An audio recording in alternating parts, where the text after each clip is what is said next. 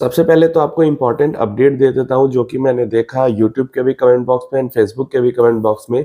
काफ़ी लोग ऐसा मतलब वहाँ पे कमेंट था कि सर का टेलीग्राम ज्वाइन कीजिए, सर ट्रेडिंग करवाते हैं टेलीग्राम पे, मतलब मेरे नाम पे टेलीग्राम ज्वाइन करवाने की कोशिश कर रहे थे। तो देखो ऐसा कुछ नहीं है। अगर आप पैसा देते हो मेरे नाम पे किसी को भी, तो वो पैसा नुकसान की ज़िम्मेदारी भाई आपकी होगी। मैं पैसा नहीं लेता हूँ कि और ना ही कोई मेरा टेलीग्राम ग्रुप है। मुझसे आपको अगर बात करना है तो आप फेसबुक पेज जो मेरा है सिपवर्स उस पे डायरेक्टली मैसेज करके बात कर सकते हो। और पैसा वैसा मैं किसी चीज के लिए नहीं लेता हूं, तो बिल्कुल भी कोई मेरे नाम पे ग्रुप ज्वाइन मत करना और ना ही पैसा देना। आज की अगर हम बात करते हैं तो मार्केट को लेके आज सुबह से ही इतने परेशान है जो हमारे व्यूअर्स हैं, इन्वेस्टर्स हैं, कमेंट में भर रखा है कि एक दिन मार्केट चढ़ता है, 2 दिन गिरता है, एक दिन चढ़ता है, एक दिन गिरता है। तो देखिए, आज मार्केट तो गिरी नहीं है वैसे जितनी आप लोग परेशान हो, और मार्केट तो ऐसे ही चलती ही है, ऊपर नीचे करके ही तो ऐसे पैसे बनते हैं। और दूसरा, आज मार्केट गिरी, आप कहोगे कि मार्केट तो गिरी, आप कह रहे मार्केट नहीं गिरे। अब जरा देखो मार्केट में हुआ क्या। आप सिर्फ निफ्टी 50 को देखकर या सेंसेक्स को देखकर पड़े आपको बता दिया जाता है 1000 पॉइंट गिर गई, 1300 पॉइंट सेंसेक्स गिर गया, और आप डर जाते हो। देखो डरने वाली बात नहीं है। अगर मैं अंदर की बात आपको बताता हूँ, आप समझना। जैसे निफ्टी 100 इंडेक्स होता है लार्ज कैप म्यूचुअल फंड का बेंचमार्क इंडेक्स, तो वो गिरा है 1.16%। तो लगभग आपको 1% तक लार्ज कैप फंड्स कल गिरे हुए दिख सकते हैं। नेक्स्ट, अगर हम फ्लेक्सी कैप फंड की बात करते हैं, निफ्टी 500 जो है वो उसका बेंचमार्क इंडेक्स होता है, निफ्टी 500 गिरा है 0.72%। तो फ्लेक्सी कैप फंड्स के अंदर 1% से कम की गिरावट आपको कल देखने को मिलेगी। इसके बाद हम बात कर लेते हैं जो हमारा निफ्टी मिड कैप 150 इंडेक्स है, वो मिड कैप फंड्स का बेंचमार्क इंडेक्स है जो कि 0.24% का पॉजिटिव में है, निगेटिव में नहीं है। तो मिड कैप फंड्स थोड़ा बहुत ही रिटर्न्स दे, लेकिन कल पॉजिटिव में रिटर्न्स देंगे। इसके बाद अगर हम निफ्टी स्मॉल कैप की भी बात करते हैं 250 इंडेक्स, तो वो लगभग 1% के आसपास 0.84% पॉजिटिव में था। तो आधा परसेंट से 1% के बीच में कल स्मॉल कैप फंड्स भी पॉजिटिव रिटर्न्स देंगे।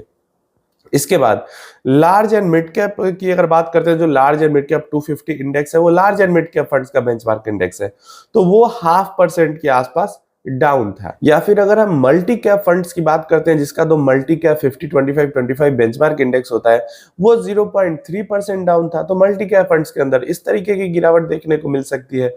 तो और सबसे मेन इंडेक्स की तो मैं बात ही नहीं किया मैंने, Nifty micro cap index, micro cap 250 जो इंडेक्स है वो 1.62%, 1.5% से भी ज्यादा ऊपर था। तो जो माइक्रो कैप इंडेक्स है जिन्होंने इन्वेस्ट किया उसके अंदर कल 1.5% ज्यादा जंप दिखेगा।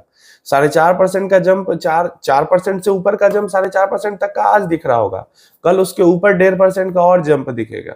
तो मार्केट का प्रदर्शन खराब आज कहाँ रहा, मतलब सबसे ज्यादा निफ्टी 50 गिरी है, बाकी सारे इंडेक्सेस जो है वो निफ्टी 50 से कम ही गिरे हैं। तो आपको परेशान होने की जरूरत नहीं है। अगर आपका लार्ज कैप हेवी पोर्टफोलियो है तो आपको कल रिटर्न्स नहीं बनते हुए दिखेंगे, लेकिन अगर आपका mid cap, small cap, micro cap के अंदर भी इन्वेस्टमेंट है तो आपको अच्छा खासा रिटर्न बनता हुआ कल भी आपके पोर्टफोलियो में दिखेगा।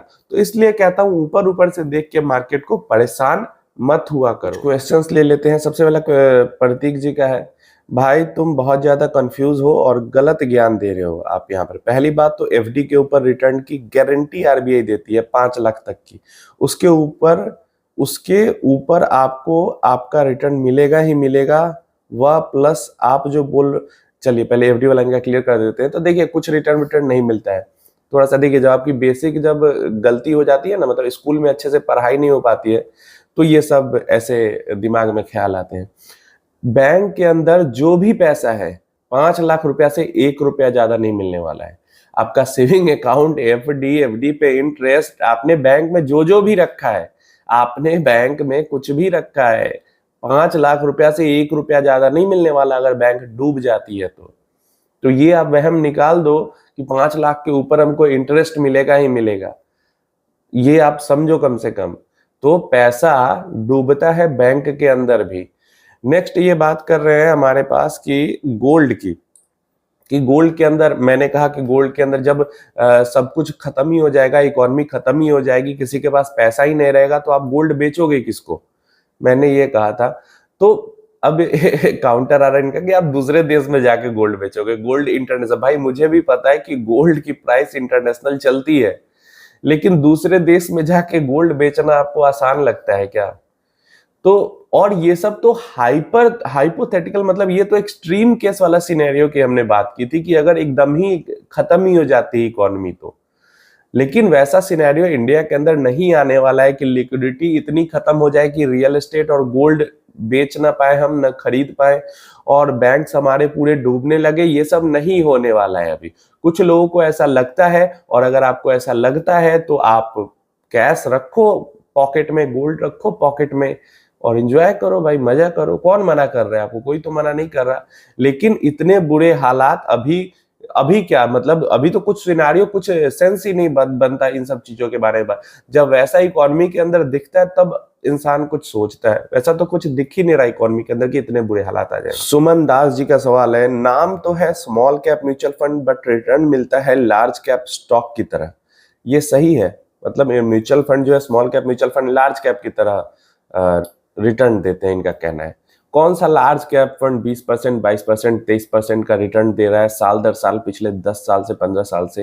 अब आप कहोगे बजाज फिनसर्व ने दिया, आप कहोगे किसी का, इन्फोसिस ने भी दिया नहीं, लेकिन मान लेते हैं आप इन्फोसिस टीसीएस का भी नाम ले लोगे, तो आज से 10 साल पहले वो लार्ज कैप नहीं थे। आज से 10 साल पहले उनका साइज भी कम था। आज वो दिखते हैं कि 18 लाख या 15 लाख या 10 लाख या 5 लाख करोड़ की कंपनी हो गई है। 10 साल पहले 50,000 करोड़ की ही थी, या फिर 10,000 करोड़ की थी, और वहां से बढ़ के इतना आई है, इसलिए उनका रिटर्न हाई है। आज से 10 साल या फिर 20 साल पहले जो निफ्टी 50 के अंदर कंपनीज थी, आधा से ज्यादा कंपनीज खत्म हो चुकी है, निकल चुकी है वहां से, डी ग्रोथ हो चुका है उनका। निफ्टी 50 में है भी नहीं, कहीं के जीरो रिटर्न है, कहीं के निगेटिव में रिटर्न है।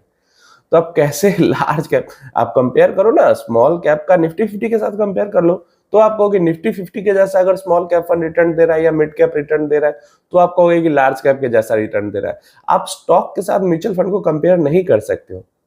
एक स्टॉक कोई अच्छा चल गया तो उसी का लोग एग्जाम्पल देने लगते हैं, लेकिन एक स्टॉक के अच्छा चलने के पीछे 100 स्टॉक डेड हो जाते हैं, उसके बारे में कोई बात नहीं करता। और इसी कारण जो इन्वेस्टर है या जो हमारी जनरेशन है वो गलत इन्फ्लुएंस हो जाती है, क्योंकि विप्रो का, इन्फोसिस का, टीसीएस का, बजाज फिनसर्व के एग्जांपल सब दे देते हैं, लेकिन साथ में जो कंपनियां बंद हो गई उनके बारे में तो कोई जानता ही नहीं, क्योंकि उनका कुछ न्यूज ही नहीं आता है। खत्म हो गई। जो बची हुई है उनका उदाहरण पूरी जगह पे चिपका दिया जाता है।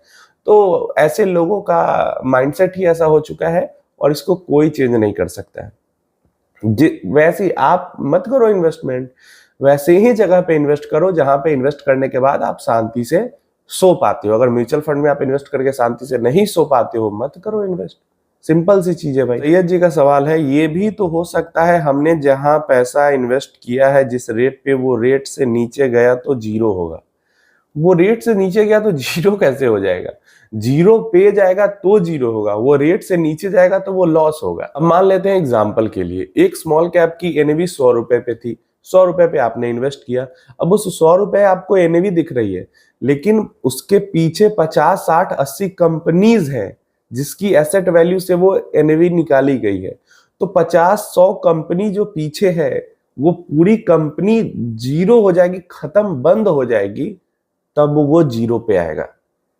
और इतना बुरा, तो अगर आपको जीरो एक्सपीरियंस है स्टॉक मार्केट का, फिर भी अगर आप 50 कंपनी सेलेक्ट करोगे, उसमें से 10 कंपनी तो बुरे हालात में भी अच्छा कर लेगी।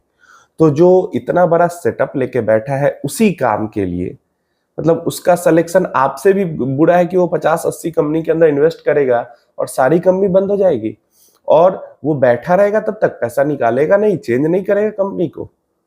बिना लॉजिक वाला सवाल है ये। शिवम जी का सवाल है, लगाओ तो शेयर में डायरेक्ट लगाओ पैसा अगर कमाना है तो, वरना एफडी में पैसा डाल दो। म्यूचुअल फंड में एफडी जितना भी रिटर्न नहीं आएगा। देखिए, any case scenario, equity mutual funds की हम जब बात करते हैं, in any case scenario, worst से वर्स्ट केस सिनारियो में भी पोस्ट टैक्स रिटर्न जो है वो इक्विटी म्यूचुअल फंड का 5 साल के टाइम पीरियड, 5 साल 6 साल कम से कम अगर के लिए इन्वेस्ट किया जाए तो वो एफडी से ज्यादा ही आएगा। किसी भी केस सिनारियो में 5 साल का अगर टाइम पीरियड हो तो एफडी से ज्यादा ही रिटर्न रहेगा। कौन सा एफडी 20% का रिटर्न दे रहा है? कौन से एफडी पे आपको कैपिटल गेन टैक्स लग रहा है? कैपिटल गेन टैक्स ही नहीं लग रहा है। अगर 5 साल के लिए इन्वेस्ट करते हैं 12.5% का टैक्स लग रहा है। एफडी पे तो आपके टैक्स लग के 30% टैक्स चला जाएगा एफडी पे। एफडी पे 1.25 लाख तक की छूट मिलती है, यहाँ तो 1.25 तक। तो मतलब अगर सेम रिटर्न जितना एफडी रिटर्न दे रहा है उतना ही अगर म्यूचुअल फंड रिटर्न दे, फिर भी post tax return mutual fund का अच्छा हो जाएगा। और यहाँ एफडी देती है 6-7% का रिटर्न, म्यूचुअल फंड देती है 18-20% का रिटर्न। तो कहां से एफडी को कंपेयर किया जा रहा है म्यूचुअल फंड के साथ? ये चीज मैं देख रहा हूं यहाँ पे कि जो अभी काफी सारे वीडियोस निकल के आ रहे हैं, लगता है कहीं पे कुछ तो प्रमोशन वगैरह के या कुछ तो काम हो रहा है। काफी सारे बड़े बड़े क्रिएटर्स म्यूचुअल फंड्स के अगेंस्ट में वीडियो बना रहे हैं। तो या तो कोई कंपनी है ऐसा करवा रही होगी, या कुछ कुछ तो बैक में पीछे में कुछ हो रहा है, जिसके कारण अचानक से ही ये कुछ स्कैम और पैसा नहीं बनता है, और बहुत सारी और भी बातें आ रही है। आप देख ही रहे हो, आप लोग भी नोटिस किया होगा, कमेंट में मैंने देखा कि बहुत लोग ऐसी बात कर रहे थे। तो ठीक है, यही सब जो चीजें होती है वो नॉइज होती है, और इन्हीं से बच के इन्वेस्टेड रहना होता है।